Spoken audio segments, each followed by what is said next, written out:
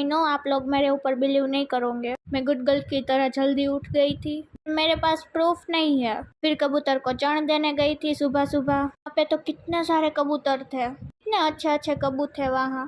मम्मा ने मुझे बोला था कि बाहर से सामान लेके आना, तो मैं वो लेने गई थी। सबको पता ही है तड़का कितना सारा है, तो चुन्नी तो बांधनी पड़ती है ना मैं तो काली पड़ जाऊंगी। पर को तो मैं सो गई थी और मुझे मम्मी ने बोला कि चल मेरे साथ सब्जी लेने। सबको पता है सब्जी लेना मुझे नहीं अच्छा लगता, तो फिर मम्मी मुझे लेके ही जाती है। वहाँ पे तो मैं टाइम पास कर रही थी। मेरी मम्मा बना रही थी पोहा बटेटा। सब समझ रहा ना उसको हिंदी में क्या कहते हैं। मेरी मम्मी ने तो कितने सारे बर्तन गंदे कर दिए कि उसको पता है ना कि बर्तन मुझे तो साफ नहीं करने, इसीलिए तो कोई दया ही नहीं खाता।